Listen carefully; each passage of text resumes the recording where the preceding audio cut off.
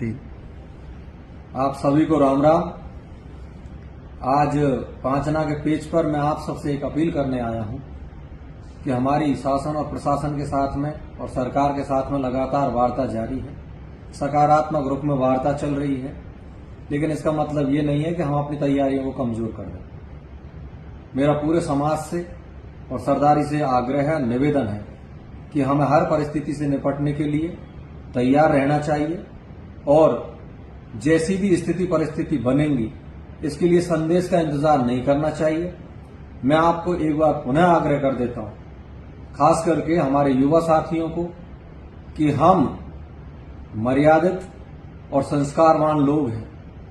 हमें जितनी भी हमने मंच उपलब्ध हुए, जितनी भी पंचायतें हुई, कहने का बात रखने की एक स्थान होता है, एक जगह होती है। हमने अपनी सारी बातें कर दी और जो भी बोलना था वो भी बोल लिए। अब बोलने वाले समय खत्म हो गया, अब रह गया भौंकने वाला समय। तो अब जो भी टीका टिप्पणी उधर से कर रहे हैं वो सिर्फ भौंक रहे हैं, बातचीत नहीं कर रहे हैं वो हैं जो। तो माँ बहनों पर, उनकी माँ बहनों चाहे हमारी माँ बहनों, बहन बेटियों पर, महिलाओं पर कोई भी युवा साथी टीका टिप्पणी नहीं करे। और रही बात उनके चैलेंजेस की जो सोशल मीडिया पर बार बार प्रसारित हो रहे हैं, तो ऐसे चैलेंजेस बहुत देखे हैं जिंदगी में, बहुत और भी आगे आएंगे और वो हमें स्वीकार है। जैसे भी निपटना चाहे वो निपट सकते हैं। एक बात और आपसे कह देना चाहता हूं, हमारी जो वार्ताएं हो रही हैं, हमारे जो प्रशासनिक अधिकारियों से जो चर्चाएं हो रही हैं, उसमें आप निश्चिंत रहिए। आपकी भावनाओं को, आपके मान सम्मान को किसी भी कीमत पर नहीं झुकने दिया जाएगा। बेवजह की, बेफिजूल की चीजों को या इधर उधर की बातों पर बिल्कुल ध्यान नहीं दें, एकजुटता में रहें। और मैं आपसे फिर इस वीडियो के माध्यम से ये कहना चाहता हूं, तैयारियां पूर्ण रखें।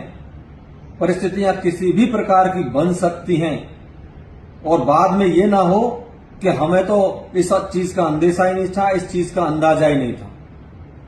कहते हैं कि कम बोल रहा हूं और आप ज्यादा समझने की कोशिश करें।